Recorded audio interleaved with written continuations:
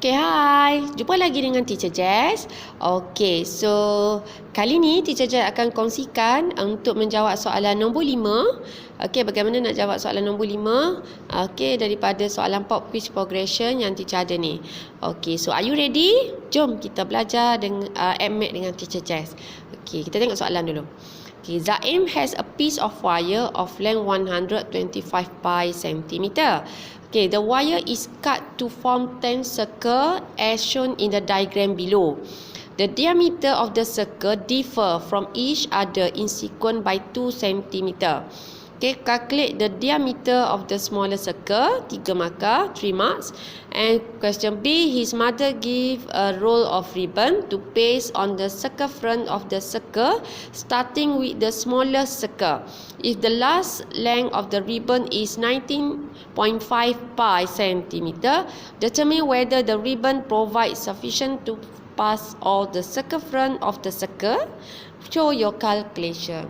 Okay, soalan ni cerita tentang Zaim. Okay, dia ada satu wayar panjangnya 125 pi centimeter. Okay, wayar ni telah dipotong untuk membentuk 10 biji bulatan. Seperti yang ditunjukkan di bawah. Jadi, diameter bagi setiap bulatan adalah berubah ataupun berbeza di antara satu sama lain dalam sekuen 2 cm. Soalan pertama, diameter kita calculate the diameter smaller circle. Dan soalan kedua, jika Mak Zaim ni bagi satu gulung ribbon untuk ditampakkan di sekeliling bulatan bermula daripada bulatan yang kecil. Okay, jika panjang terakhir ribbon ni adalah 19.5 pi centimeter, tentukan adakah ribbon yang diberi oleh Mak Zaim ini cukup untuk semua panjang lilit bagi 10 bulatan tersebut. Tunjukkan jalan kerja. Okey, so itu soalan dia. Okey, you all faham apa soalan ni nak? Okey, jom kita start. Okey, kita start dengan apa dulu? Okey, kita start dulu. Kita ada length. Okey. Length dia berapa tadi dia bagi? Sekejap. Okey. 125 pi. Okey. Kemudian dia bagi bulatan. Okey, teacher assume lah. Okey, sehingga bulatan yang terakhir. Okey, semua ni ada 10 circle. So, maksud dia kalau teacher faham, okey, kita assume this is first term, second term, third term and last mesti 10th term. Betul tak? Tapi term kita sekarang cerita tentang diameter. Okey. So, apa yang mula-mula sekali kena ada? Okey. You all ingat tak? Apa hubungan panjang ni dengan dia membentuk 10 circle? So, kita kena ini diameter dia bagi differ by apa tadi? Dia bagi differ each other differ each other by 2 cm. Tu maklumat yang dia bagi berkaitan dengan diameter circle ni. Okay, first kali teacher nak sharing dengan you all. Okay, ini kaitan dia dengan circle. Membentuk circle. So you all kena ingat circumference. Circumference ni bermaksud ukur lilit.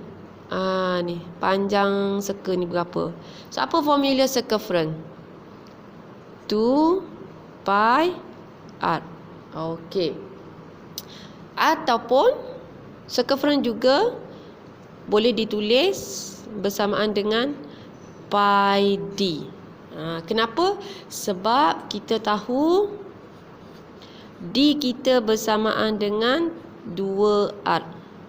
Kan kalau you ingat balik, jika ni radius, diameter ni panjang ni. Tu diameter. Betul lah kan? Diameter sama dengan 2R. Okey. So teacher assume Okay, ini kita gunakan kita punya term kita ni dalam sebutan 2 pi r ataupun pi d. Mana-mana pun boleh, tak kisah.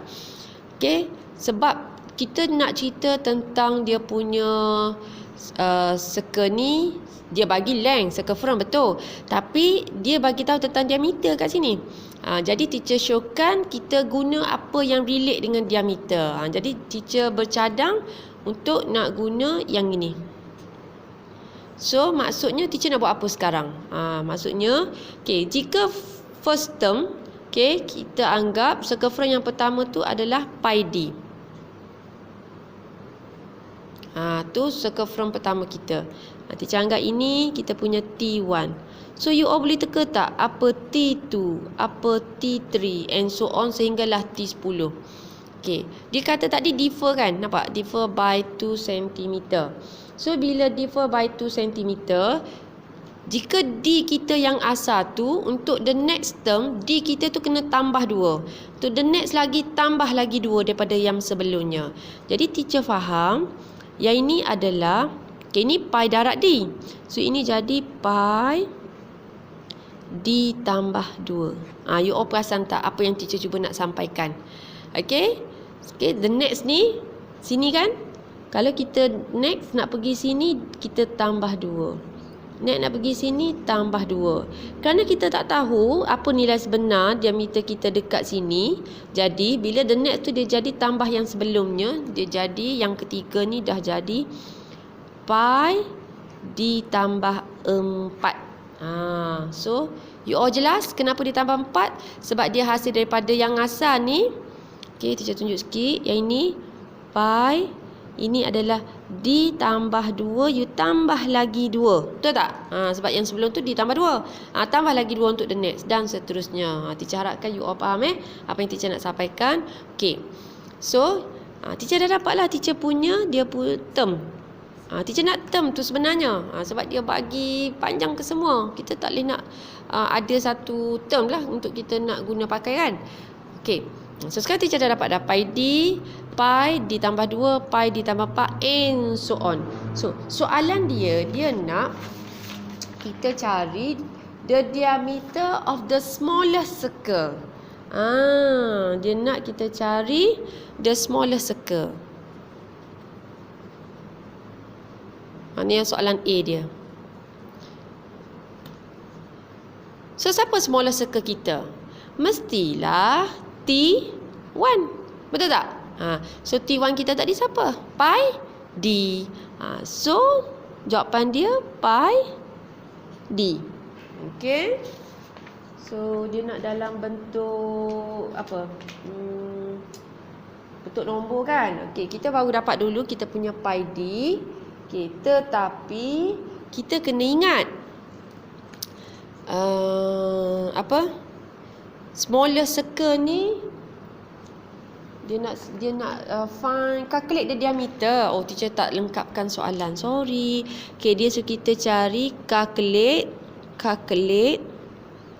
diameter. Diameter smallest circle. So kita ada perumpamaan kita pi D.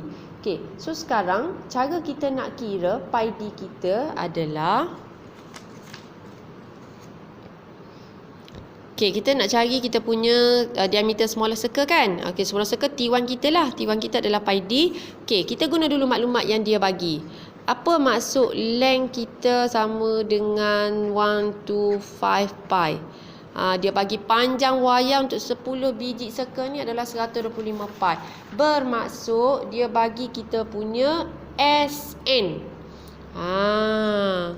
SN. Hasil tambah bagi ke semua 10 biji circle tadi adalah 125 pi. Jadi kita tulis dulu formula SN kita. SN kita ada ini arithmetic progression dia divide by 2, dia plus 2 kan. So n over 2 2a plus n minus 1 d. Betul tak? So daripada sini kita dah dapat dah Okey, Sn kita ni sebenarnya adalah 125 pi. N kita berapa sekarang? Ini untuk 10 seka. Bermaksud N kita ni 10 lah. So 10 per 2, 2 darab dengan A tahu tak? A tak tahu. Okey, ni 9. Okey. D. Okey. So, okey, saya masukkan apa tadi? Okey, saya masukkan dulu N